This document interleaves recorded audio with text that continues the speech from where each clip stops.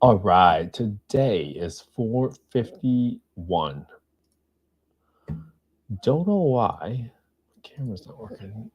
I'll figure that out. So today what we're looking to do is learning how to build a comparable sales list for the BRRRR strategy. Now, if you have been following on what we've been doing, we've been tracking by bedroom count, by zip code, by neighborhoods, lot size, square footage, bed bath count, and conditions of the home. What properties have been sold in the last 12 months? But we are also tracking properties that are coming onto the market. And you can see what I'm doing. I'm looking at properties that are 3 bedroom plus, single family homes on the market for less than 3 days. And I found this property, 2638 17th Street. Less than 7 days. 3 full beds and a fourth bedroom, a home office, study making, whatever she said. Okay, great. So this is supposedly a 4 bedroom home, but it might not be a legal fourth bedroom from what it sounds like, unless you have your closet in place. In this place, it looks okay. Some rooms look a little bit more tired. These are pretty bad photos in my opinion, but this probably still needs some renovation. So not a modern home by any means. Bathrooms look meh.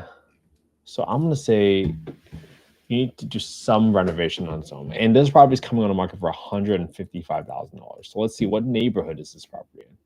This property is in Powderly. So let me write that down. Powderly. Powderly.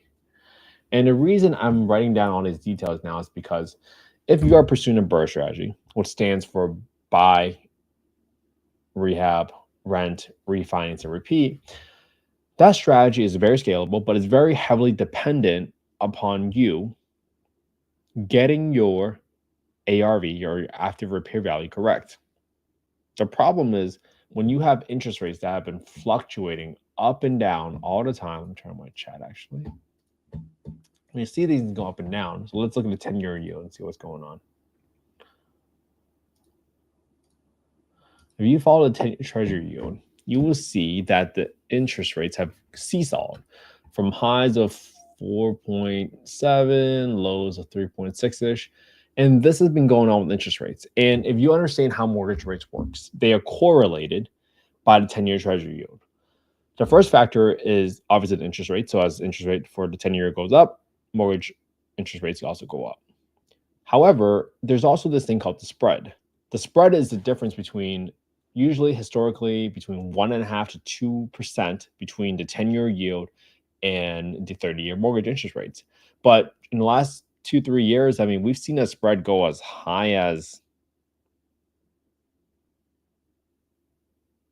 3. So that's what was causing it. But as the spread narrowed, even though our interest rates have gone back up to the peaks, you're not seeing 8% interest rate because that spread has narrowed, right? Because there's more predictability. So that's what you want to understand and understand exactly what's going on. So because your strategy on the BRRRR strategy is so heavily dependent on ARV, we have to pay attention to what our property is being sold for on the market. And specifically, what you want to understand is what are properties coming on the market, what are they selling for on a dollar per square foot perspective? Because let's use an example of why the BRRRR strategy still works, right? Let's say you buy a home for $20,000 and you spend $50,000, 50, to renovate that property. So you're all in on that property for $70,000. But if you're able to make the property worth $100,000, so you're creating $30,000 of equity because you spent $70,000 buying a property, renovating it to make it worth $100,000, you can now go get a debt service coverage ratio loan.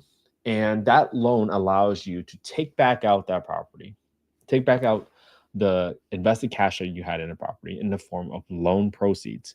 So it's not income, it's loan proceeds. But now you're able to take that same $70,000 back out that you originally invested and put it towards another property. That's why it's so scalable, because you got to keep using the same $70,000 over and over and over again. That's what's so beautiful about that strategy. Now, here's the problem. That strategy is heavily dependent on you estimating that $100,000 was worth it, because you had to decide whether or not you can get back out most of your capital with that $50,000 renovation. And if you don't think you can make the home worth $100,000, then it's not exactly the perfect BRRRR strategy, quote unquote. Okay, so you got to think about these situations, right? So that's why we're tracking properties and whether they're coming on the market. So this property is being listed for 155 grand. And this is a 23.99 square foot. This was built in 1955. 155,000. $1 per square foot, $65 a square foot. Listed 5 days ago. Listed December 19, 24. What the lot size is? Lot size is. Oh, they didn't give the lot size? That's weird. They normally give the lot size. I'll put that as blank for now.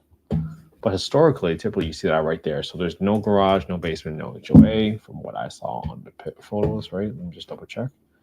Yeah, no garage, no basement or anything. This is entirely and needs full paint job. Kitchen is not modern. No photos of bathroom. Assume full bathroom renovation needed. And some flooring work as well. So now I understand what the condition of this property is at $65 a square foot. That gives me a little bit more understanding of what's going on in the zip code in this neighborhood, right? Ideally, I mean, if you wanted to find a perfect comp, I mean, you would try to be, let's say, just a property right over. But that's not the case, right? Every lot size is different. As you cross national borders, such as this big park over here to the other side, even though you might be in the same zip code, they're very different. You cross this Route 11 or some of these main streets right here, 24th Street, you're in completely different neighborhoods. And Birmingham is a very neighborhood, street by street type of market where you might get bullet holes in houses if you're in the wrong street, right? So just be very, very aware of what's going on and make sure that you're really comparing apples to apples and the desirability of that neighborhood, okay? I was like, I just walk the street a little bit, just see what's going on. Don't like to look at that house. That house looks terrible, but you don't know how old these photos are sometimes. Some of them might be like a couple years old. Okay, good to know. All right, so now that we got this property in here, next time I get a property that's a 3-bedroom conversion and I want to say, hey, if I want to add extra bedroom, what will that do for my ARV? Will I be able to get back out all the capital that I invested? All right. So going forward, now let's analyze this deal, right? Let's analyze this deal as is if we are buying this property on the market. Okay, so 2638 17th Street. Let me just put this in. Let me start a new file. Save as. Boom. This is 1224. Okay. $155,000 for my renovations. I'm going to assume that I need to replace the roof. So I'm going to put in about 10 grand. Let's do 10 grand. Yep. For now. Let's do $500 for some landscaping work. Let's assume I need to repaint the entire home at $23.99 square foot, $23.99 square foot. Let's assume I need to replace the flooring on half the home at $8 a square foot. Let's assume I need to renovate 2 bathrooms to make it modernized. I'll replace the toilet and other high pressure flush toilet. I will also add a little bit of a kitchen renovation. I'll probably just do like a low end. Let me just do low end kitchen. Keep the cabinets refinish. $6,500. Just putting aside some money here. That gives me a total of $60,000 renovation for this property. And if I do a 25% down on this property, let's see how much I can get for rent. So if I go to affordablehousing.com and I go to the owner section and I go to the market rent estimator, plug in your bedroom count, I can see that the average rent for 25 units is $1,309 or a 4-bedroom, $1,309. My taxes on this property is going to be equals to $143 for taxes, and home insurance is $120. So I'm going to make it equals 120 times 1.2, and I'm adding 20% premium because I'm assuming people are going to charge me, especially insurance companies, are going to charge me a higher premium for an investment property. This is because I'm assuming that 120 earlier on that payment calculator is for a primary residence property, someone that's going to live there, but insurance companies typically view investment properties as higher risk because you don't live there. So I'm adding at least 20% premium. That's just my take. Obviously, get a quote before you close. All right, then I got 10% for my maintenance, and I got 10% for my property management. I got 5% for vacancy. So this gives me a total amount of 10% for my maintenance. And I'm setting aside 10% for maintenance because I know at some point in time, I'm going to replace the HVAC. I'm going to have to replace the water heater. I'm going to have to replace the roof. And this is money that does not belong to you. So please, please, please don't be that person and underwrite properties with no maintenance, because those people are lying to you.